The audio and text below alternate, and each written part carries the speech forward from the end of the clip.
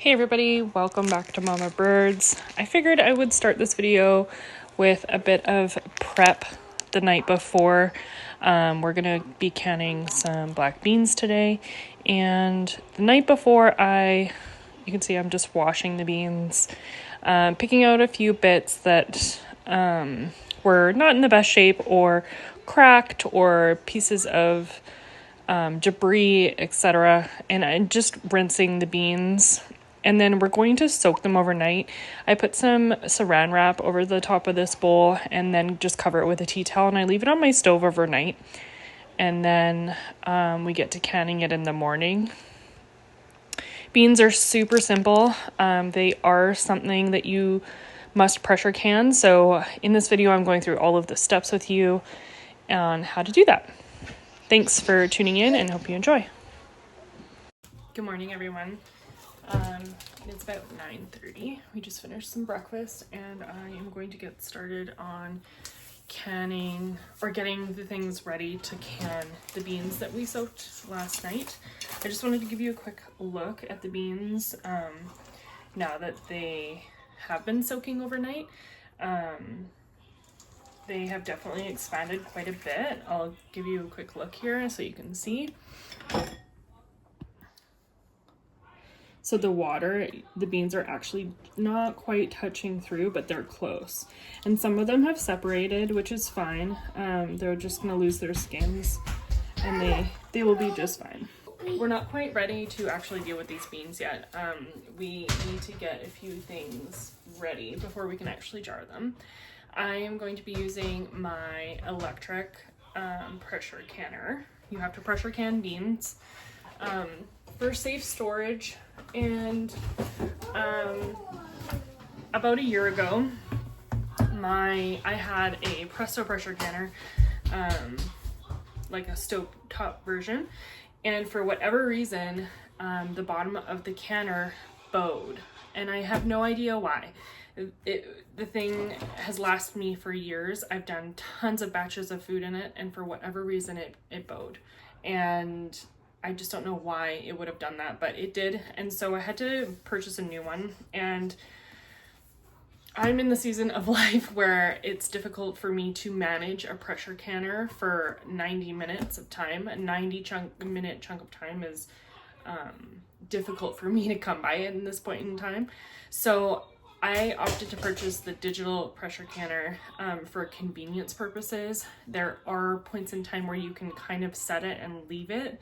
You don't have to babysit it and you don't have to monitor it. The price tag was similar to what it would have cost me to purchase a regular, Presto pressure canner that I had used in years past. So I went with that option and I don't regret it, but the actual container itself, where you put the jars, is smaller than a regular Presto pressure canner. So I can't do as much of a batch as I could have done in the other one, but I'm still happy with it because I don't have to do huge batch cooking or canning for that matter. And the electric pressure canner, you can also use it as a water bath canner. I'm not a huge fan of that. I have done it. I do use it as a water bath canner, but I prefer to use like a larger pot as a water bath canner over the electric pressure canner. And I think it's just a preference, but it also takes a lot more time, I find, to use it as a water bath canner. But in a pinch, if I don't have the time to monitor something on the stove, then I absolutely will use the digital pressure canner as a water bath canner because it is an option. The other thing I wanted to say was too, my Presto pressure canner that does have a bow in it, I still use it as a water bather. So I wouldn't use it on a glass countertop, but I absolutely will use it if I'm doing like a large pot of stock. So I'm cooking stock or I'm cooking something, tomato sauce in larger volume. So that being said, I do use it as a cooking vessel, and I also use it sometimes as a water bath canner because it does still work. There's nothing wrong with using it as a cooking vessel. So I didn't end up throwing it out, so if you see it in another video, maybe I'll show you the actual bow in it. But if you have any ideas of why it may have done that, then let me know. So what we're going to use today is actually the recipe that comes with the digital pressure canner.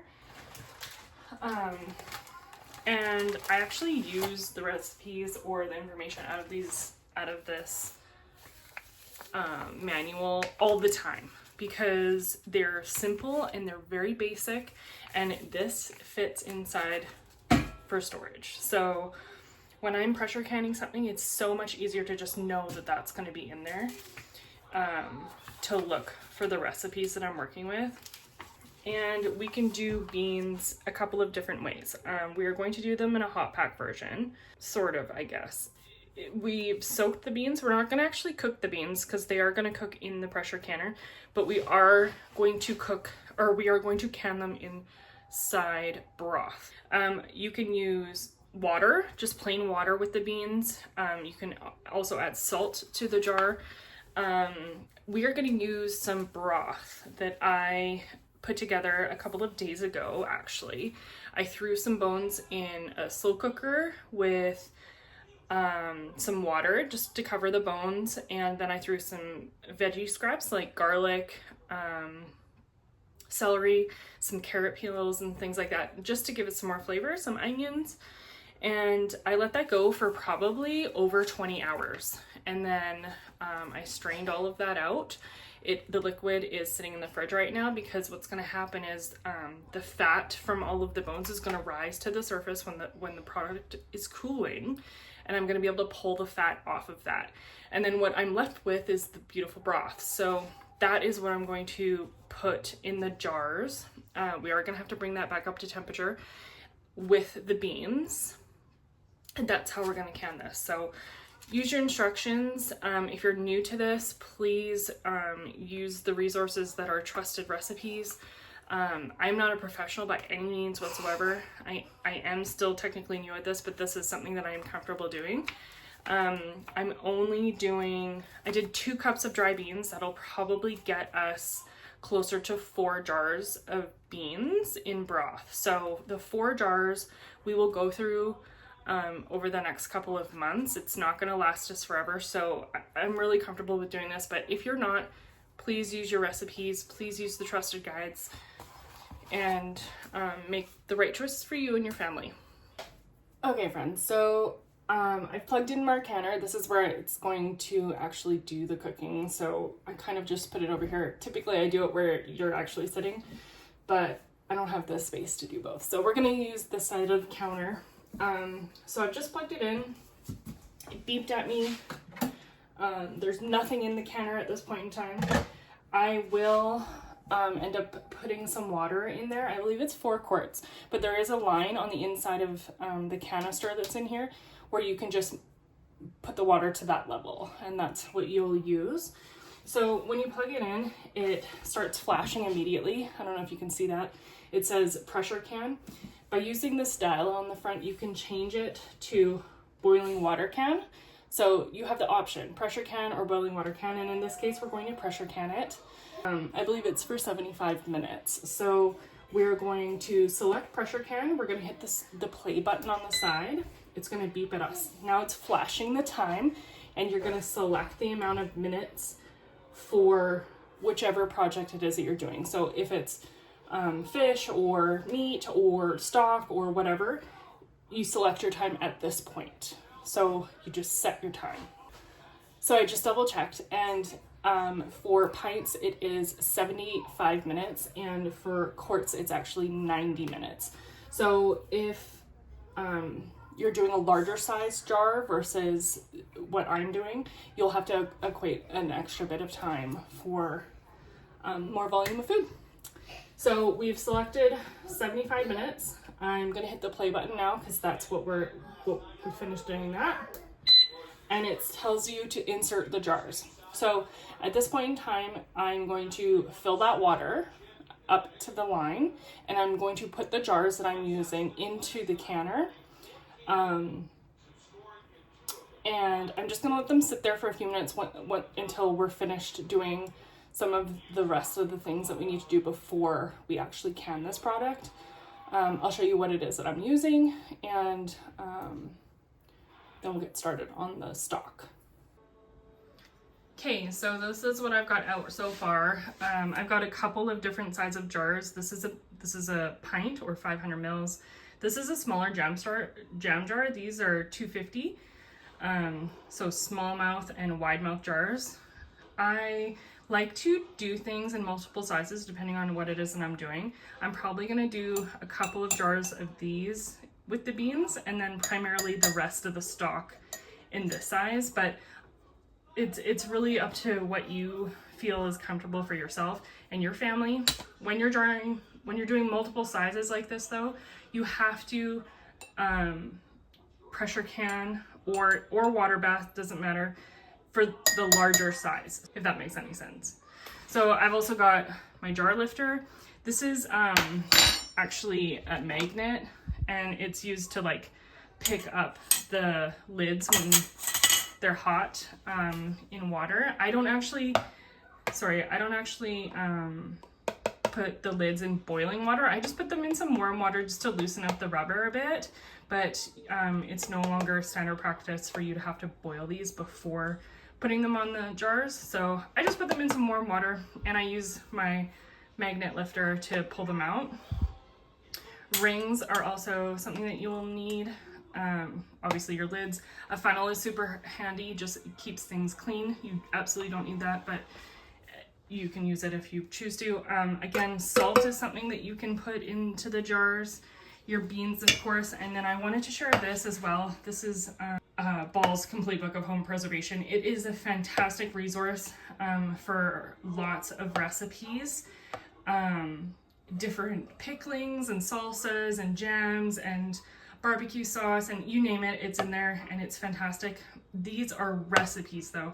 This isn't like a straightforward ingredient canning, so I don't use this as much, but I absolutely have used it, and every single recipe that I've used or made has turned out fantastic. So I absolutely recommend getting one of these if you're just starting out. So I've got my stock here, and as you can see, there's a layer of fat on the top of it. There's nothing wrong with this fat. You could totally just heat this up and put it in your jars, but I prefer to set it aside and use it in a different application. So I'm gonna pull off this white layer off the top. I'm gonna put it in this other small pot here, and I'm gonna set that aside for later.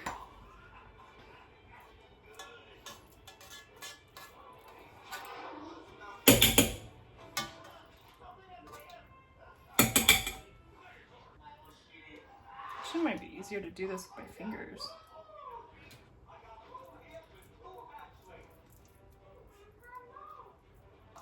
This actually isn't a huge layer of fat on this. Here, maybe I should bring it a little closer so you can see what I'm actually doing. So I'm just like peeling the fat away from the gelatinous stock. Okay, so you can see I've gotten most of it off. There are still some chunks in here, but I wanted to show you the actual texture of this, and it is like Jello. So that's just beautiful stock right there. Okay, so we've got the beans strained. I just put this here so that we can put the jars onto this towel once they have been heated. I'll show you that over in the pressure canner. This is the extra fat. I'll deal with that later. I'm not sure what I'm going to do yet. But you can definitely render this down and store it in the fridge. Use it as a cooking fat. You could fry something in that. It's essentially like bacon grease, but it's a little bit more cooked. So it's from like a ham hock or something like that. So I wouldn't consider using this as like a pure fat, but you can definitely use it. There's nothing wrong with it. So, and then this is our stock. It's just coming up to temperature. You can see that it's actually forming liquid now. It will get there. And those are our beans. Then bringing over to the other side of the kitchen, I filled the water up to the water line, and then I actually put some hot water inside these jars as well. This isn't something that you have to do, and it's not something that is included in the instructions in the manual, but I do this every time. I just think that the water inside the jars gets nice and warm as well. It really gives the jar a nice heating surface. If you notice too, I changed my mind. I'm doing all pint-sized jars instead of the small ones. You could fit a 7th jar in there, but I just don't think I'm gonna need that many, so I'm just gonna do the 6 for now and go with that. So now that we have the jars inside, we're gonna put the lid on. You don't have to lock it, or I'm sorry, you do have to lock it, but you don't have to put the vent or regulator on. This is what it looks like. You don't have to do that at this point in time. So we've inserted the jars and we're gonna hit play on this again. And now it says warming. So what it's doing is it's heating up the jars for us. It's bringing them up to a safe temperature to put hot liquid inside. And that's what we're looking for here. So once those come up to temperature, it'll beep at me and then it will say fill jars. And that's when we're going to take the jars out and fill them with the beans and the stock that we've made. So it just beeped at me. I was really hoping I was gonna catch it on camera, but I didn't. And I was busy cleaning up some dishes. So it's now beeped. It is warm. The jars are warm and it says fill jars. So what we're gonna do is we're gonna open this. We're gonna take the jars out. I'm gonna make sure that that water level is at the proper line. And then we're gonna take the hot jars over to the stove. We're gonna evenly pack the beans into each jar, and then we're gonna fill the jars with stock. And I'll show you how I do that.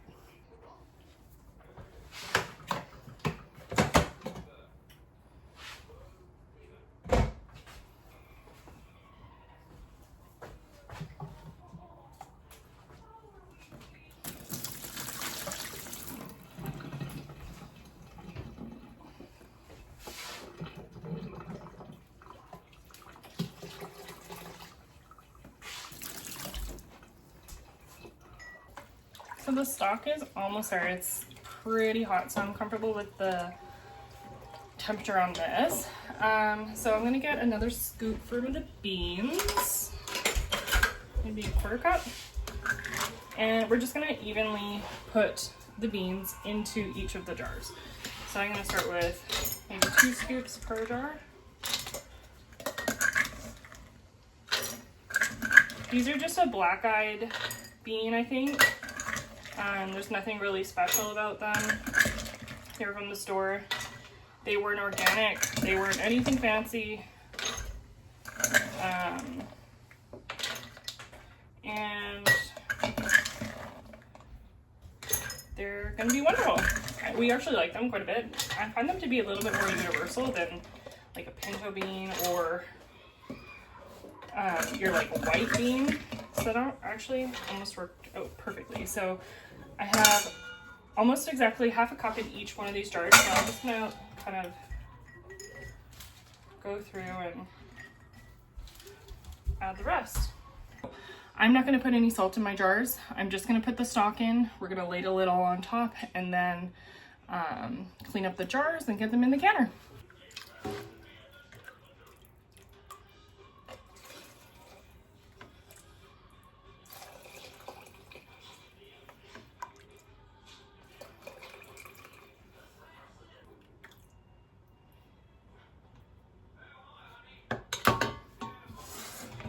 Okay, so that almost worked out perfectly. There's like maybe a 1/4 cup left of the stock in this pot. I'm not gonna worry about that. I'm probably just gonna rinse that and be done with it. This is, these are my lids. I just put some hot water, hot water out of my tap into this bowl and put my lids in there. They're just gonna soften up the rubber bits around the outside and that'll be enough for me. The jars are now perfectly full. You do want to remember to leave 1 inch of headspace on your jars. And this is another tip or a trick, I guess, that I'm going to share with you is using a chopstick as a debubbler. Some of the debubbling tools are big and bulky and I have a difficult time getting them into the jar when I have product in there. So I always use a chopstick, and it's perfect because it's not metal. It won't ding or chip my jars, which obviously that's a win. But the chopstick is the best tool in my kitchen, and I love it. I'm gonna share more ways that I use the chopstick, so that is a mama tip right there for you. So what we're gonna do is we're just gonna kind of go into the jar, give it a little bit of a stir, and release any bubbles that are in there. By debubbling, you're going to release the air pockets that are in there, which means that your headspace is going to change. Your headspace is the distance between the product and the top of the jar.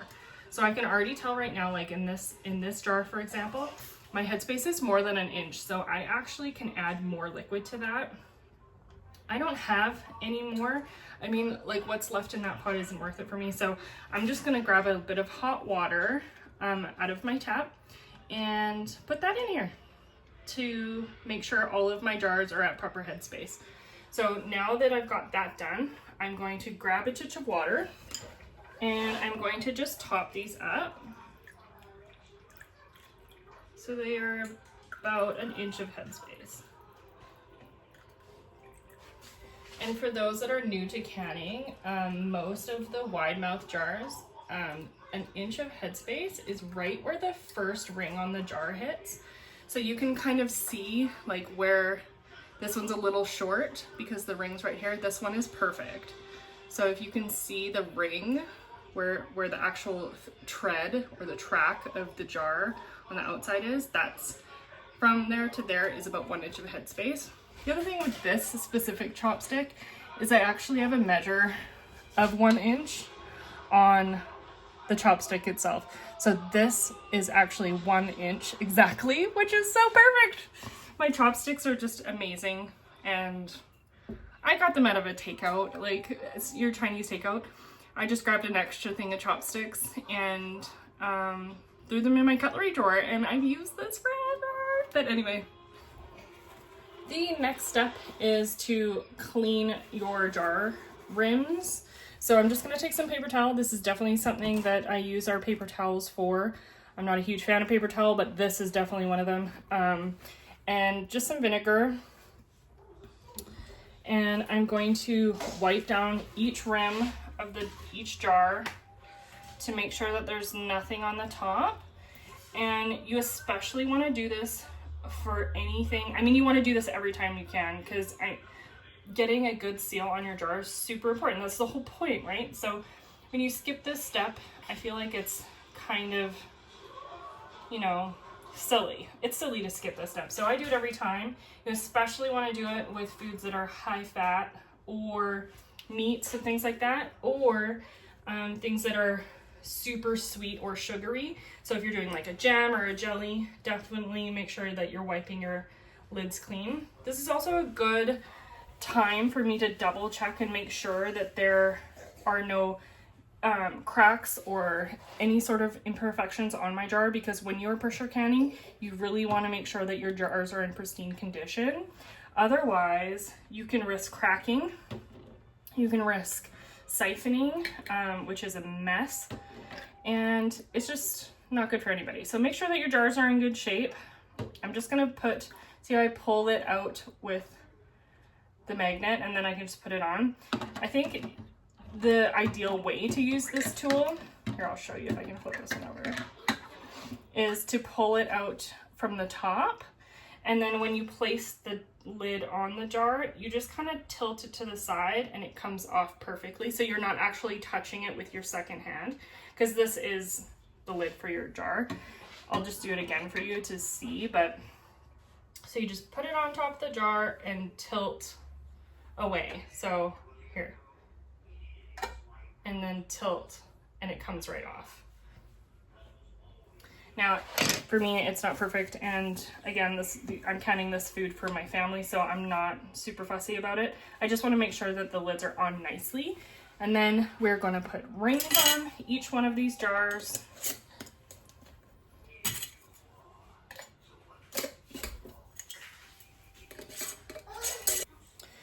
Okay, so the other thing that we have to do is make sure that these jars are all fingertip tight.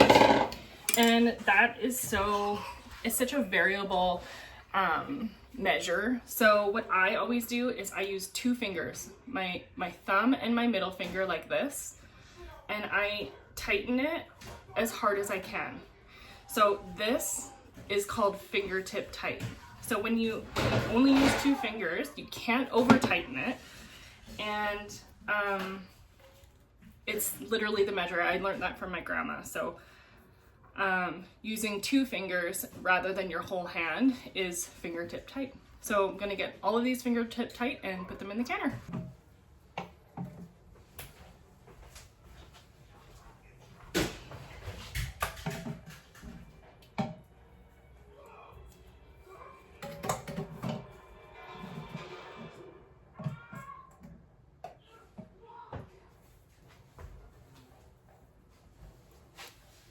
So all of the jars that we're canning are now inside the canner, and we filled the jars. So now we're gonna put the lid back on and we'll get started with this part. Okay, so I'm just gonna put the lid on, lock, and I'm gonna put the regulator on to the vent setting.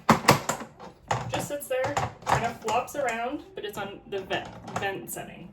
So we filled the jars. Next step is to hit play. And now it is heating. So when you are pressure canning on a stovetop pressure canner, you have to wait for your canner to come to temperature. Then on the canners, the steam will escape from this, what is it, an eye, I guess? Anyways, the steam shoots out of the top, and that is called venting. Venting needs to happen for about 10 minutes, and then with the other canners, you put the regulator on, and then you can start your timer for your pressure canner once it comes to temperature, or once it comes to pressure. With this, I don't have to do that. So it's heating, and once it has come to temperature and has vented sufficiently, it will then beep at me. It will then tell me to adjust the regulator to pressure can setting, which is just turn it to a knob. We're gonna hit play again, and then that's all I have to do. So this is super convenient way to pressure can. Again, small batches is kind of what it's equipped to do. But I couldn't be happier with this purchase, and I highly recommend them. If you don't have to do massive batches, you totally can. It just takes a little bit longer, and you have to do smaller increments. So if you're doing a bulk canning day, this probably isn't the best option for you. But if you are doing a few jars here and there at a time, then this is a great option. I'm going to show you some other stuff that I had canning done this past week. Kind of a couple of random things, but while this comes up to temperature and does its heating and all that stuff, we can do other things. Don't have to babysit and don't have to monitor it. So I'm going to get everything cleaned up here, and I'm going to show you the few things that I've got on the counter over there. So this is on the side of my counter here. Nothing to write home about, but anyway, these are the few things that I had going. This is what I call strawberry jelly. It is a type of strawberry jelly. There's only strawberries and sugar and pectin in this, but what I use this for, because it's a little bit looser of a jelly, like it's not quite a jelly, it's more almost like a syrup. I use this to top on cheesecake, and swirl it into the cheesecake. It's a beautiful topping. You can definitely put this on ice cream, use it as a jelly or a jam on toast or something like that, but it is looser, so that's why I use it in the cheesecake, and this is definitely enough for a year for us. And then this is some canned chicken. I got some chicken on sale, and I canned some chicken. This is a raw pack chicken. It's beautiful for chicken salad, chicken pasta. Throw it into a bowl and eat it with a cracker. Like, it's super great. You can season it however you want, and I just put some Montreal steak seasoning in there. But it's beautiful and delicious. These obviously don't need to live here all the time, but our situation in the basement and prepping a space for all of our canned goods and our food is in progress. This is something I'm kind of excited about. I've really been getting into like vinegars and This is a red clover vinegar. So I'll put a picture of a flower so you can use it as a comparison. But I just chucked a bunch of flowers after I washed them into some vinegar, strained it through a coffee filter, and was left with this beautiful pink vinegar. It's very mild. It's a little bit sweeter than like your typical vinegar, but it's not as heavy as like a red wine vinegar. So I'm super excited to use this. I'll probably put it in some salad dressings, or maybe even like a potato salad, mayo and vinegar type of a dressing. I'm not really sure yet, but I just thought that it was really cool, and clover is perfect for picking right now. And yeah, so that's a couple of the little projects that I have going.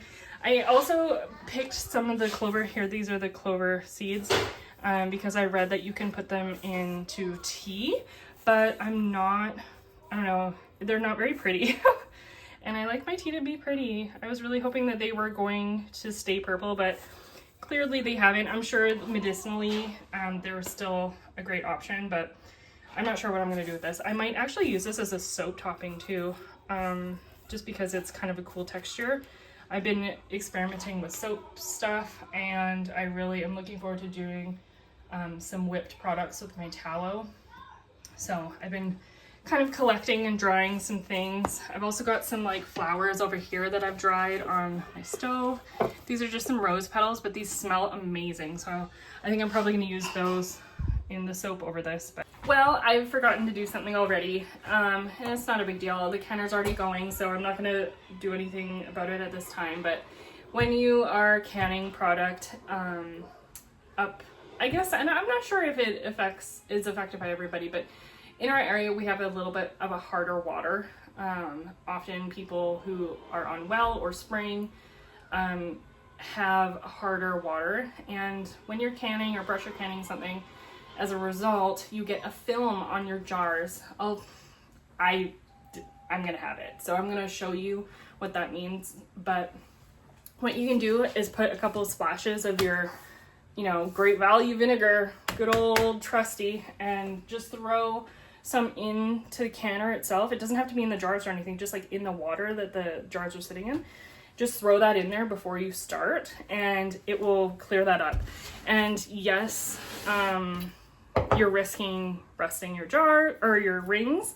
Sometimes if the vinegar is super concentrated, it can affect your jars, yes. But skipping this up from having to wash all of the jars every single time I do a canning project versus maybe having to replace these every once in a while, it's not worth it for me. I just put the vinegar in the canner, and then I don't have to deal with the film. But I'll show you what that looks like, because I missed the step. So they're all gonna have to get washed, and I'll show you what I mean. Okay, so the canner has vented. I don't know if you can see the steam coming out, but it's kind of going out this way. It's done it for 10 minutes. It's set the timer. It's now beeping at us. It's telling us to put the regulator on. So what that means is we're gonna turn this dial here to can. Right now it's on vent, and that's all we're gonna do. So it's on can now. We put the regulator on. We're gonna hit play, and now it says 75 minutes. I think that might be reverse for you, but it's 75 minutes now. So what it's going to do is it's going to come to pressure, and then the timer will start for 75 minutes. So the pressure that is required for pressure canning varies depending on the product that you're doing. With the digital pressure canner, you don't have to mess around with that. It does it for you. You don't have to set the gauge or set the weight, or the pounds per, pounds per inch or something like that for the pressure canning system.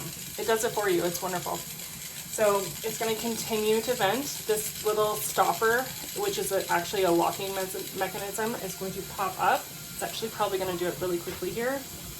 So I'll get in close for you. But you can see the steam coming out of there.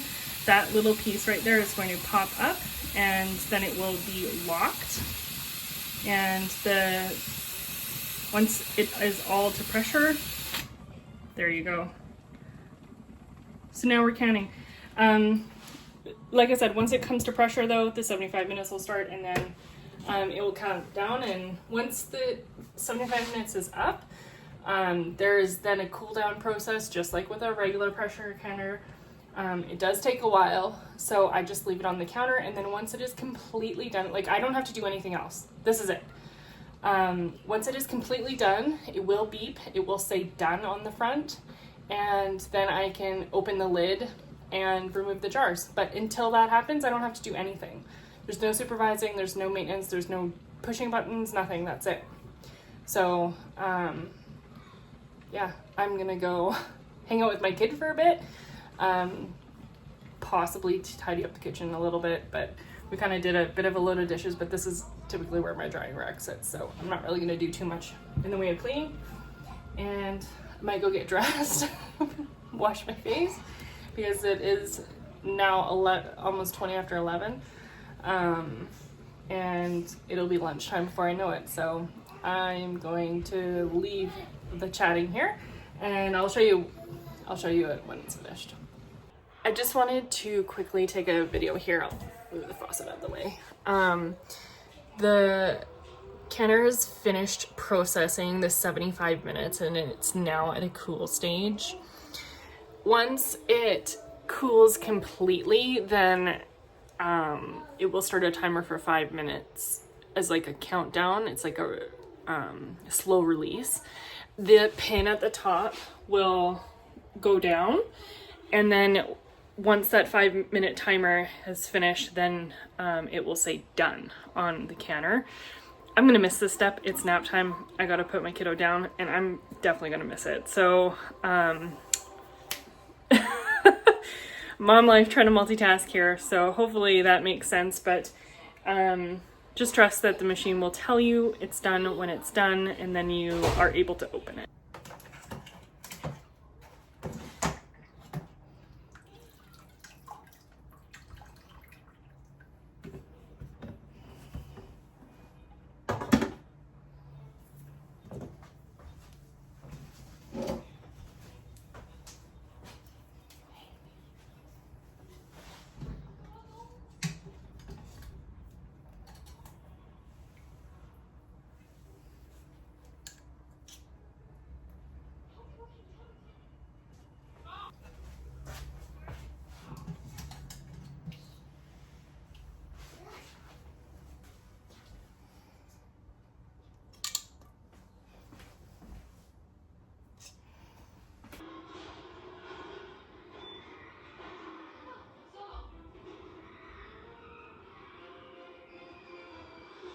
Here is a shot of the glasses, and you can see that there's a white sort of film on the outside of the jars. They're still bubbling away, so I actually moved them over here so that I can get some dinner started, but